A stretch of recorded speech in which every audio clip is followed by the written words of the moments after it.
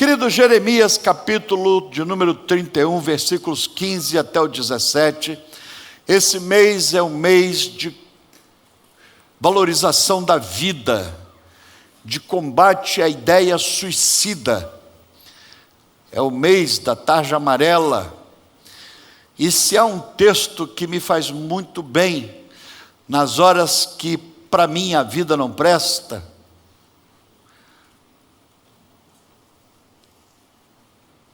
e pode te assustar, mas nas horas que morrer parece melhor que viver, é Jeremias capítulo 31, versículos 15 a 17.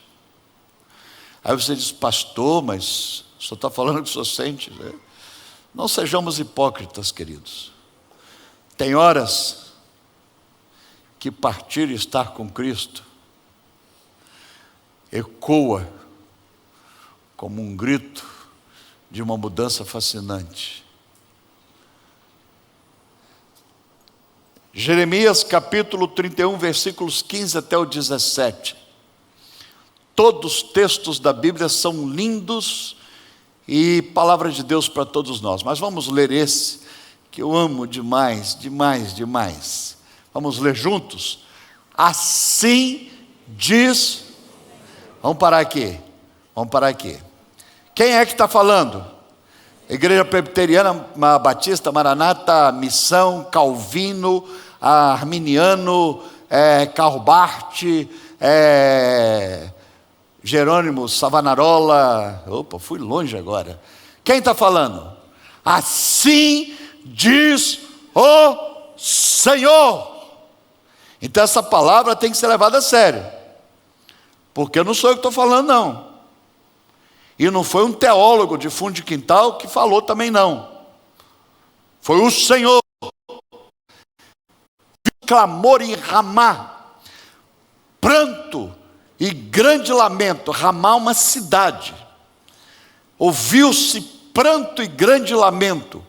Era Raquel chorando por seus filhos e inconsolável por causa deles, porque já não existia. Assim diz o Senhor. Versículo 16 continua, para poder deixar bem claro que é Deus que está falando, não é uma igreja. Reprime a tua voz de choro. Para de chorar. Acabou. As lágrimas dos teus olhos.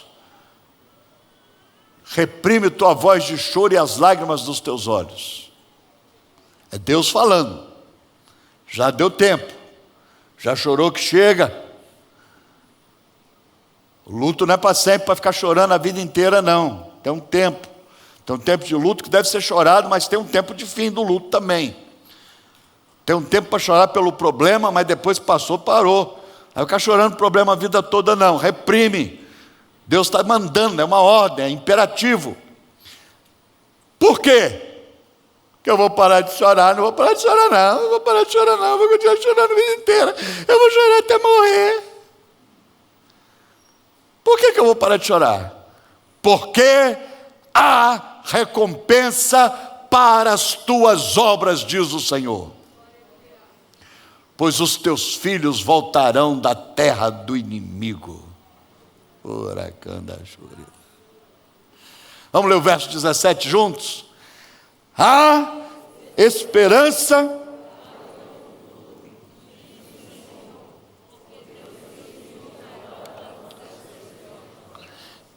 Há esperança.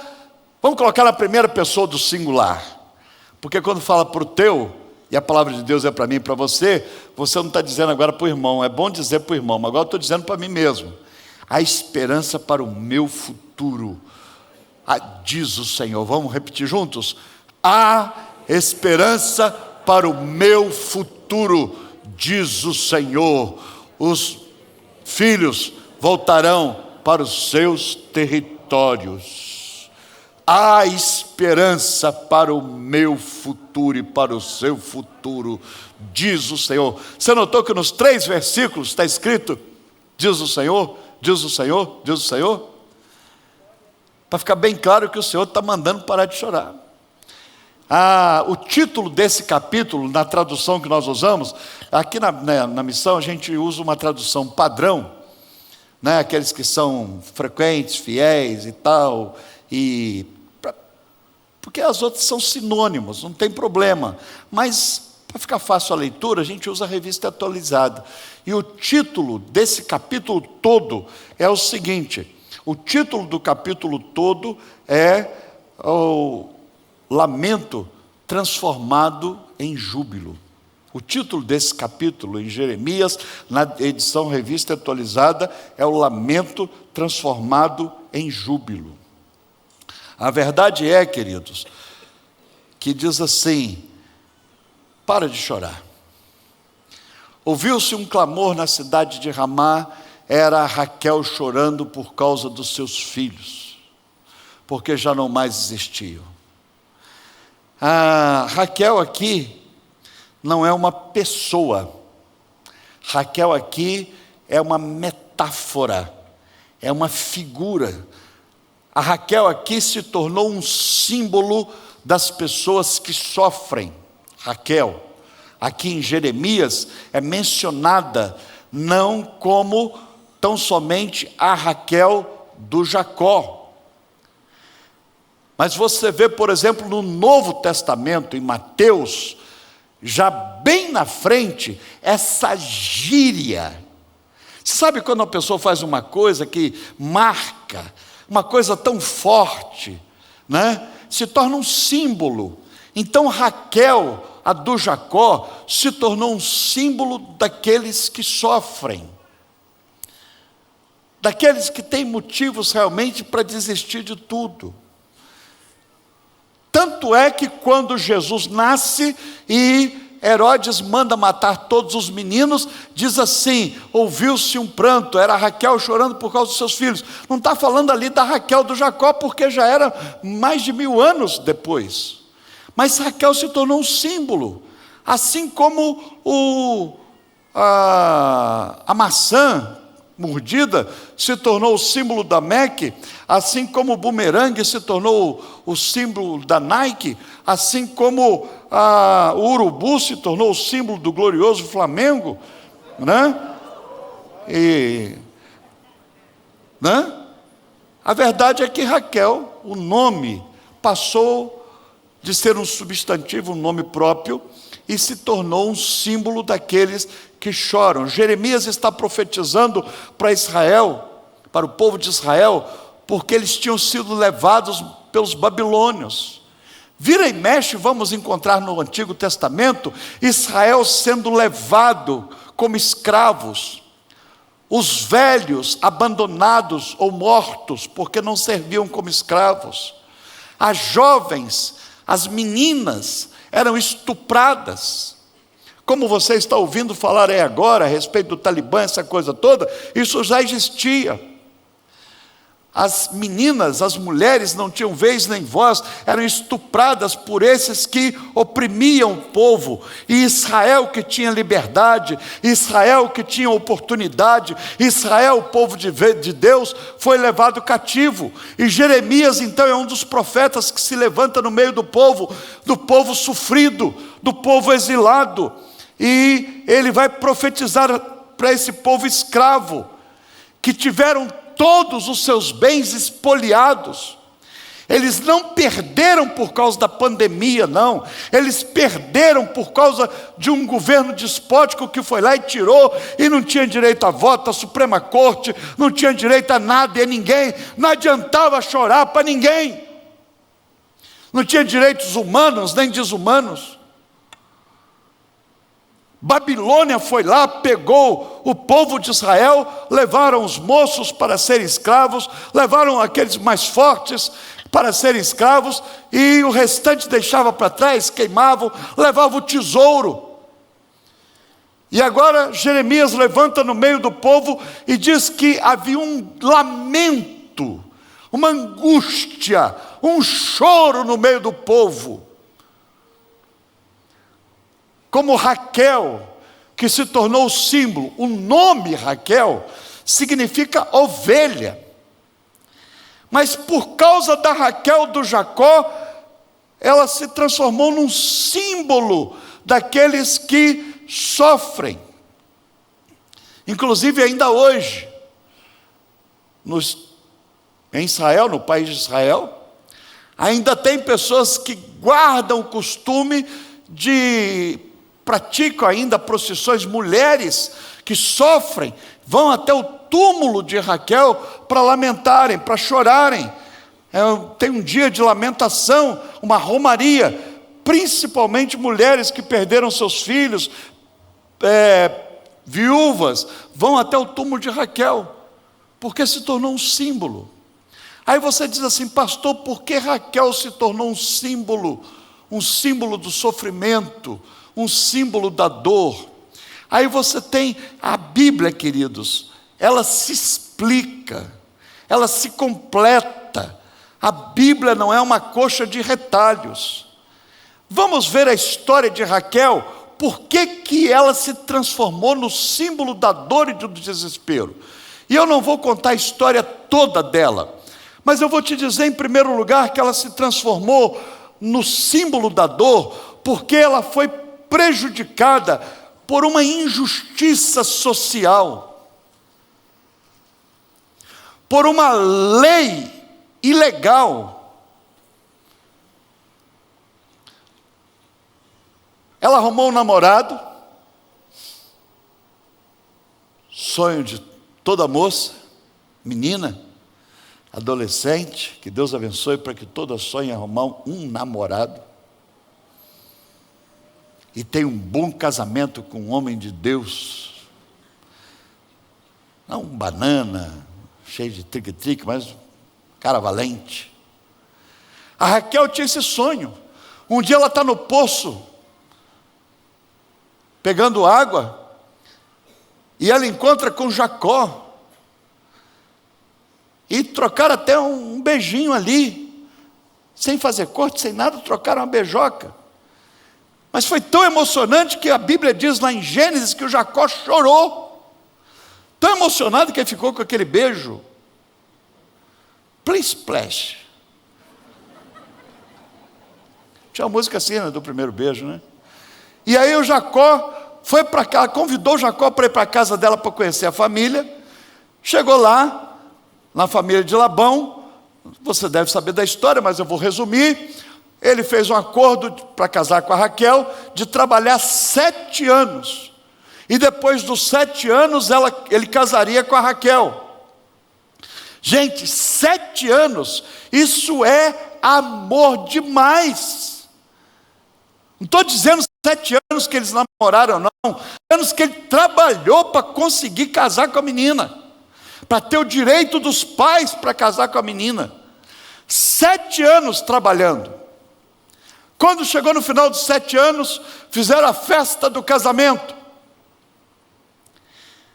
E você sabe que as roupas orientais, né, elas não são assim nos dias atuais, sempre foram assim. E as mulheres cobertas e tal, e principalmente dia de casamento. E muito vinho, muita bebida. Além da mulher estar toda embrulhada, né, talvez só com os olhinhos para fora. Não sei como é que era o enxoval da Raquel, mas talvez ela estivesse toda embrulhada naqueles panos, naqueles troços todos, e o Jacó já tivesse chapado na festa, né? A verdade é que ele vai para a tenda, dorme, no dia seguinte, quando ele acorda, está ali o pacote desembrulhado, e não era a Raquel, era a irmã dela, a mais velha, a Lia. Eu creio que o Jacó estava meio zonzo, porque a Lia tinha um problema visual. Se só o olhinho tivesse destapado, dava para descobrir que ele já estava sendo enganado. Mas a verdade é que a mais velha foi colocada no lugar da mais nova. Ele levou a Lia, ele casou com a Lia, mas ele não amava a Lia, ele amava a Raquel, ele queria casar com a Raquel. E a Lia é que aparece lá no documento, toda a cerimônia, toda a oficialização da cerimônia. Aí ele foi procurar o Labão. E diz: Labão, o que é isso? Que cachorrada é essa? Que safadeza é essa? E lá no livro de Gênesis, no capítulo 29 para frente, quando conta a história, Labão diz assim: Jacó, é desse jeito que se procede no nosso meio. No nosso meio, é sempre a mais velha primeira. Se você acreditou que ia levar a mais nova, você não conhece o procedimento da nossa terra. Primeiro leva a mais velha. Agora, se você quiser a mais nova, mais 7 anos de trabalho. Você trabalha uma semana, aí já pode ter a Raquel.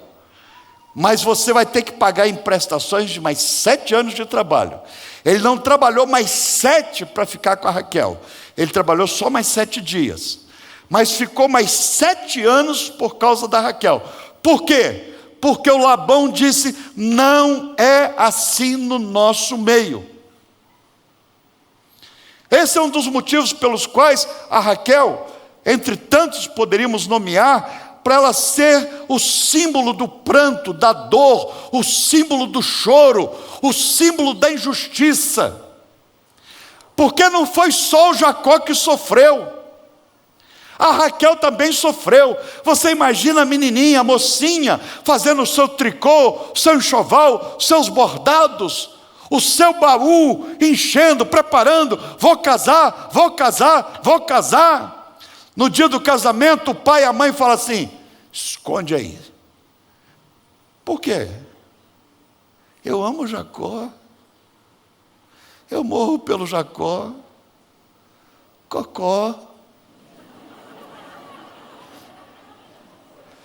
Cocó. Aí o pai e a mãe falou assim: não é assim no nosso meio. Você sabe disso, minha filha? Que no nosso meio, amor não é importante. O importante é a lei. Amor não tem valor. No nosso meio, palavra dada não tem valor. Você está entendendo o que eu estou falando? O que o Labão falou é o seguinte: palavra entre nós não tem valor nenhum. Tem é o costume. O costume é o seguinte: a mais velha vai primeiro e pronto, acabou. Fica aí, chora, chora, Raquel. Chora porque você não vai casar agora não. Casou não. Sua irmã está na frente, na fila. Palavra dada entre nós não vale nada. Mas pai, o senhor falou que se ele trabalhasse, ele trabalhou, papai. Papai, o Cocó trabalhou 7 anos. Pois é, minha filha, mas palavra entre nós não tem valor. Você imagina o tanto que Raquel sofreu por causa da dor, do costume da época, do costume daqueles dias. E até hoje, podemos dizer que não poucos estão chorando pelos mesmos motivos. Alguém entre nós que está sofrendo porque o costume, a cultura na nossa terra, no nosso planeta, é que amor não vale muita coisa. Você se doa, se mata, se entrega. Mas o costume é o seguinte: se tem dinheiro, se é safado, se é sem vergonha, ganha. E você briga até com Deus e diz: como é que pode?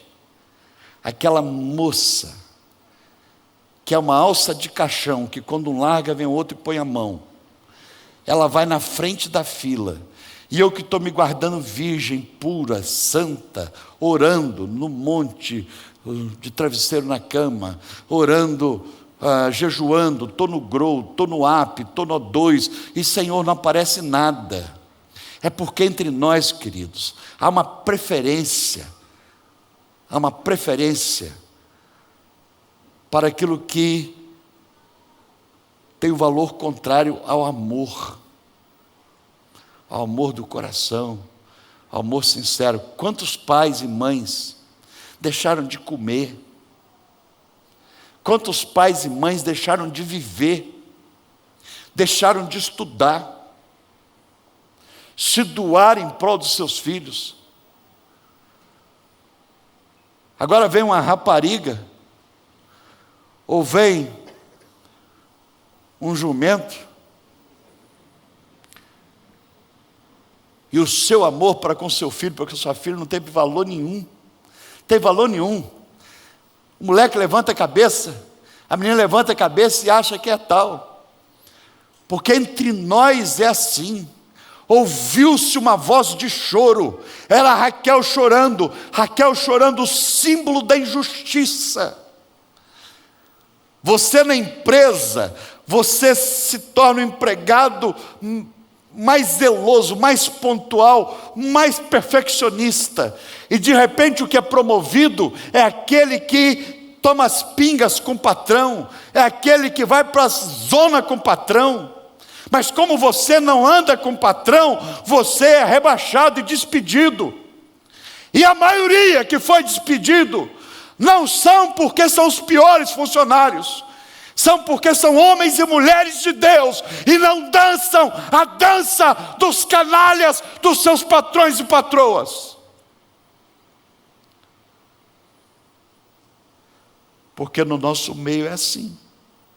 No nosso meio tem mais valor quem faz o que o mundo faz do que quem faz, quem dá uma palavra, quem ama, quem se entrega, quem serve. No nosso meio é assim, né?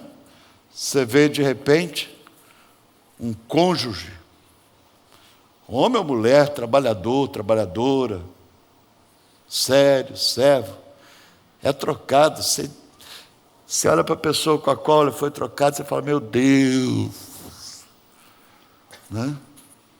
Mas é assim entre nós. Então Raquel se transformou o símbolo da dor, da injustiça, por causa dos costumes culturais, os costumes sociais, a injustiça, né? Mas em segundo lugar, ela se tornou também símbolo, porque ela não só foi prejudicada por uma lei social, por causa de um costume social, mas também porque ela tinha um problema físico. Ela era estéril.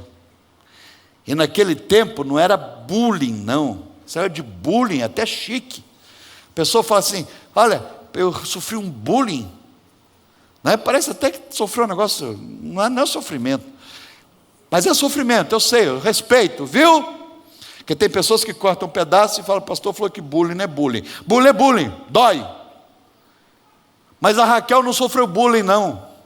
Porque naquela época uma mulher ser estéril era mais do que bullying. Ela era escorraçada, ela não tinha direito, ela não tinha... se mulher já não tinha vez nem voz, uma mulher estéril então não servia para nada. Inclusive, se casada, e até hoje em algumas regiões em Israel funciona assim, uma mulher casou e descobriu que é estéril durante um período, o divórcio é automático se o marido não quiser mais. Porque desde essa época a lei era ter filhos, obrigado a ter filhos. E Raquel era estéril, ela tinha um problema físico, além de sofrer com a injustiça social, ela tinha um problema, enquanto a Lia, com a qual Jacó casou, a Lia era uma chocadeira. A Lia tinha um filho atrás do outro. A Lia, eu vou exagerar aqui para você entender. Olha, não é verdade o que eu vou falar não, mas só vou usar metáfora. A Lia tinha filho pelo beijo. O Jacó passou perto dela, já engravidava. Jacó passou perto dela, pegava lá o papelzinho, punha lá no urinol, olhava, positivo. Passou de novo, positivo. E a Raquel? Nada, nada, nada, nada, nada.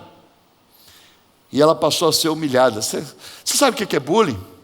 Eu vejo pessoas falando de bullying, disso, bullying daquilo. Tem um bocado de coisa que o pessoal não está lutando aí por igualdade, e por esse negócio de direitos, corretamente, como é que é? Corretamente, politicamente correto. Por exemplo, você já viu gente lutando pelos direitos dos anões? Anões geralmente são usados em circos para fazerem palhaçada, e não tem ninguém, eu nunca vi uma ONG lutando pelo direito deles, para que tenham dignidade, honra, profissão, espaço, cota na faculdade, cota no Senado Federal, cota em qualquer lugar. Não estou dizendo que os outros não merecem, todas as minorias merecem, mas se há uma minoria, mais literalmente minoria, são os anões.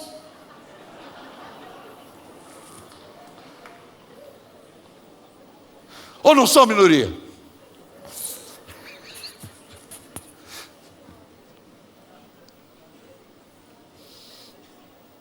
Você já sofreu bullying por alguma coisa? Eu nasci com defeito. Deixa o Mário parar de rir ali, senão me atrapalha. Eu nasci com defeito físico, Márcia. Um peito de pombo. Sabe o que é peito de pombo? A costela sai para fora assim. Graças a Deus que a barriga agora igualou com o peito. Então. Mas faz uma curva aqui. A minha costela saiu assim. Eu nunca fiz educação física, nem no primário, nem no ginásio, porque tiraram a camisa, eu era magrelo, e aquela ossada aparecia fazendo assim, o pessoal ria, porque era diferente, não tinha negócio de bullying e tal, não, ria e ria mesmo, até professor ria e você tinha que aguentar. Aí eu pegava um atestado médico para não fazer o negócio, para não ir lá. É horrível, sabe, eu sei que dói. A Raquel se transformou um símbolo da dor, primeiro, porque no nosso meio não é assim. Amor não tem valor nenhum. Amor que se entrega, que se doa, que se abnega de tudo. Não vale nada. Sabe? Vale a vagabundagem, ser vergonhice. Sabe? Trabalhar com honestidade para crescer, não tem valor nenhum. No nosso meio não é assim. Então isso transformou o símbolo da dor, porque Raquel foi vítima disso. Mas ela foi vítima também de um defeito, de um problema, de uma enfermidade, que na época era hiper, mega, super valorizado. O pessoal não dava vez nem voz, né? E ela, a concorrente dela tinha filho toda hora. Em terceiro lugar, Raquel se transformou no símbolo da dor, porque ela foi tentar acertar e errou. Ela tentando acertar, tentando corrigir, ela errou. Diz-nos lá em Gênesis capítulo 30, que Rúben estava voltando do campo com mandrágoras. E mandrágoras era uma fruta afrodisíaca. Era como um comprimidinho, alguma coisa que aumentava a fertilidade e tal. E o Rúben era filho da Lia. O Rúben vinha do campo, conforme Gênesis 30, com as mãos cheias de mandrágora para a mamãe. Essa fruta que deixa quente, fervendo. Se é que você entende profecia, revelação. Aí a Raquel viu. A Raquel, coitadinha, né? Não estava nesse gás, já sofrendo por causa dos costumes do povo, sofrendo por causa da sua esterilidade. Quando ela viu o remédio, a mandrágora, ela falou com a Lia, Lia, me dá um bocado, tem pena de mim, me dá esse negócio aí. Aí a Lia falou, a Lia era como o pai dela, sacana mesmo.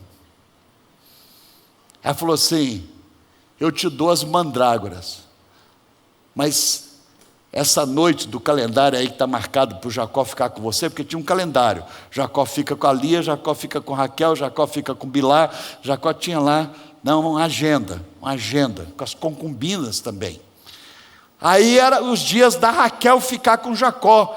A Lia falou assim, eu te dou as mandrágoras, mas ele fica comigo então hoje. Depois da próxima vez você usa as mandrágoras. A Raquel tentando acertar, melhorar, curar, se tratar, negociou com a Lia. E pegou as mandrágoras e deixou o Jacó dormir com a Lia mais uma vez. Mais um filho, mais 2 filhos. Ela tentando acertar ela saiu perdendo. E é horrível, querido, é horrível quando você tenta acertar, quando você procura fazer aquilo que vai levar até a pequena área e fazer gol, e aí, de repente, o resultado é o contrário. E eu volto a dizer, você como pai, como mãe, tentou o melhor para os seus filhos. Qual pai e mãe aqui que pôs filho no mundo para poder judiar? Qual filho? Tem que ser um filho muito ingrato.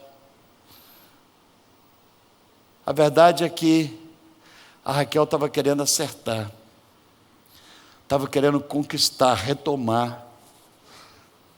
Talvez na empresa você fez o melhor, você levou até presente para o seu chefe, que é a garrafa de vinho que talvez você nunca deu para o seu pastor, que você acha que ele não toma. Aquele vinho importado, total, né? Nossa, pastor, só toma vinho? Sem resposta.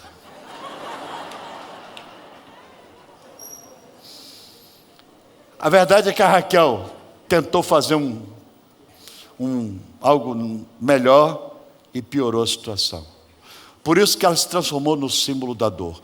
Aí o profeta Jeremias levanta no meio do povo que estava exilado na Babilônia e diz: ouviu-se um choro, eu estou ouvindo a Raquel chorando de novo. Não era que era Raquel chorando, era o povo chorando. Um povo que estava sendo injustiçado, um povo para o qual palavra, amor, esses valores não tinham valor nenhum. Ouviu-se um clamor, era Raquel chorando porque ela tentou acertar, mas ela errou. Ela tentou fazer a coisa certa, mas ela não conseguiu, ela errou e piorou a situação. Ouviu-se um clamor em Judá, em Ramá, e era Raquel chorando porque não tinha os seus filhos.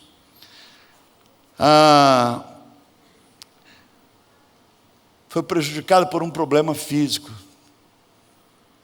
prejudicada por uma lei da sociedade, prejudicada porque tentou acertar e errou. Talvez você está sofrendo por causa de um problema físico. Você diz: ninguém me ama, ninguém me quer, eu sofro bullying toda hora. Aí o profeta levanta e assim diz o Senhor: acabou, parou de chorar. E eu já vou dizer para o pessoal da mesa: não precisa pôr relógio grande para mim não, porque eu vou até a hora que eu acabar meu sermão.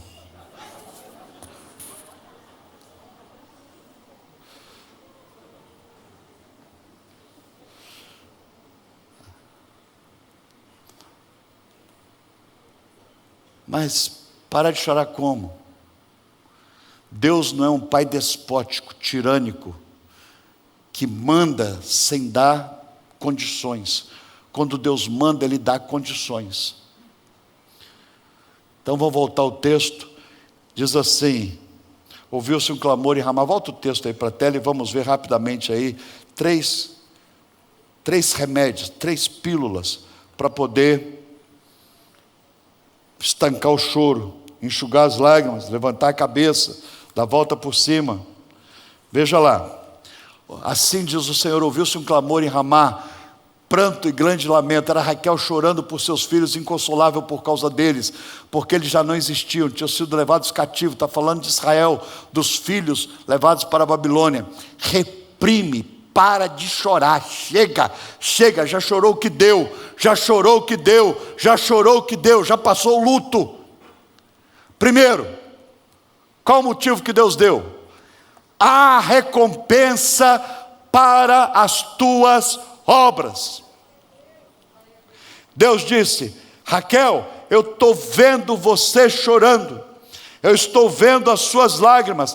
Há recompensa para as tuas obras. Não pense você que eu não estou dando valor à sua oração no quarto secreto. Não pense você que eu não estou dando valor à sua oração com o rosto virado para a parede, Ezequias. Eu estou vendo o seu choro com o rosto virado para a parede, Ezequias. Há recompensa por essa sua santidade. A sua santidade não está fora da visão do Altíssimo, que é justo e perfeito nas suas ações. Ele disse: há recompensa. E Jesus Cristo, depois em Mateus 10, ele diz o seguinte: até um copo de água fria que você der, eu anoto aqui e eu vou te pagar em dobro e muito mais do que você deu. A recompensa até para um copo de água fria, disse Jesus. Se há recompensa até para um copo de água fria, imagina uma recompensa para uma laranjada, para uma Coca-Cola, para uma boa ação. Pelo fato, Deus está dizendo o seguinte: eu estou vendo você buscando na igreja, eu estou vendo você lendo a Bíblia, eu estou vendo você se humilhando e aguentando esse fardo, mas firme na fé. Eu estou vendo você aguentando esse pai, essa mãe, esse filho, essa mulher, esse marido. Eu estou vendo o quanto você está pagando para aguentar, por causa do meu nome. Por causa do meu nome, eu estou vendo que você está aguentando. E como você está sofrendo por causa do meu nome, eu vou te honrar. Há recompensa para as tuas obras.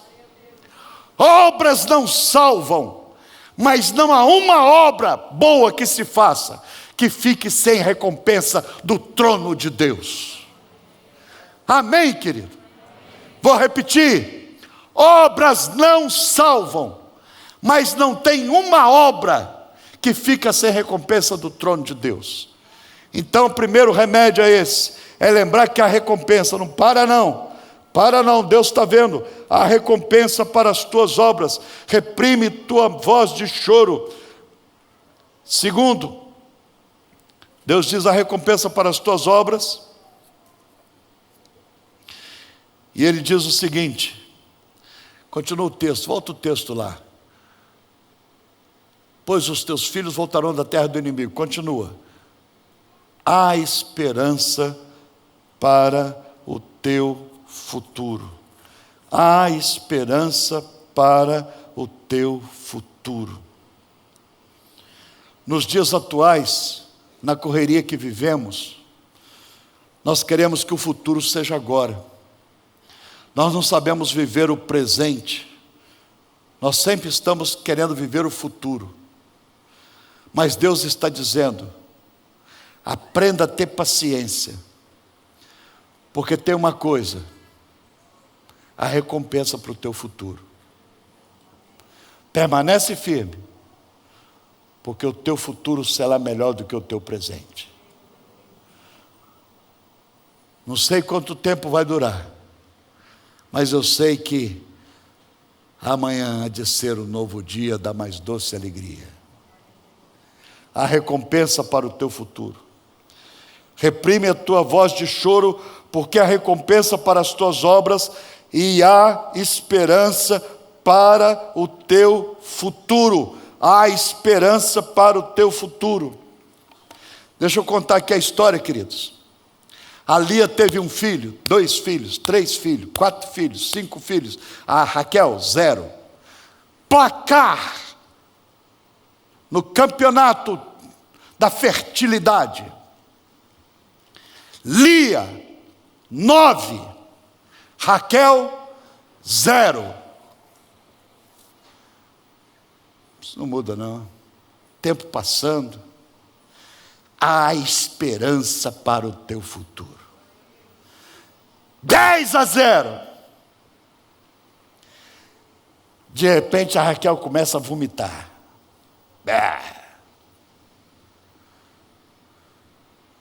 Vou fazer teste não, estou decepcionada. Que esse negócio de pôr papelzinho lá está sempre negativo, não vou nem fazer. Enjoo. Até que ela está lá e faz o teste. Positivo. A Lia já tinha uma reca de filhos. A Raquel engravidou a primeira vez, quando ninguém jamais esperava. E quem nasceu da Raquel? José, que ganhou de todos os da Lia, e todos os da Lia tiveram que ajoelhar diante dele. Pode demorar a chegar, mas quando chegar, vai chegar melhor do que todos os que ganharam conforme as leis do mundo. Vai ser melhor do que tudo o que aconteceu com as injustiças sociais, com os bullying que sofremos. Vai chegar melhor. Raquel custou a ter um filho, mas quando nasceu José, todos tiveram que se curvar diante de José. Mas não parou aí não. Depois, um pouquinho antes de morrer, ela deu à luz a outro filho, na hora do parto, e ela até falou: vou pôr o nome nesse filho de Benoni. Falou para o Jacó: coloca o nome, registra esse menino aí com o nome de Benoni, filho da tristeza. Porque ela não tinha entendido ainda, ela não tinha visto a história do José, ela não acreditava que o que veio dela era melhor do que o dos outros. Aí falou: coloca o nome de Benoni, filho da tristeza. Aí o Jacó falou: nada disso, ele vai chamar Benjamim, filho da esperança. No hebraico, Benoni, filho da tristeza. Benjamim, filho da esperança. Amém? Você entendeu onde eu estou querendo chegar? Para de chorar, porque há recompensa para as tuas obras. Você acha que ninguém está vendo, querido? Você acha que ninguém está vendo seu choro, sua lágrima, sua luta, sua abnegação? Você já devia ter.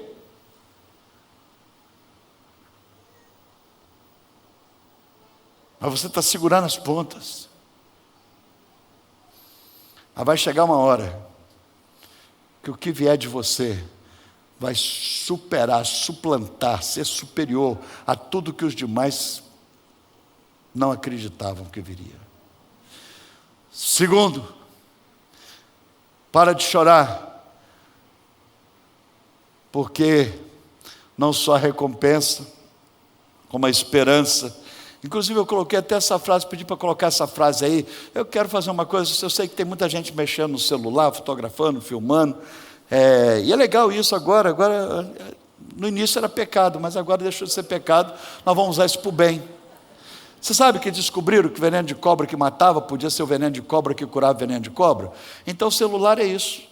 De início a gente mandava todo mundo desligar, e quase que recolhia lá na porta, tinha um sensor, quase que eu coloquei, quase que eu mandei cortar o Wi-Fi aqui. Mas depois descobri que não, a gente pode usar o celular para o bem, quer ver?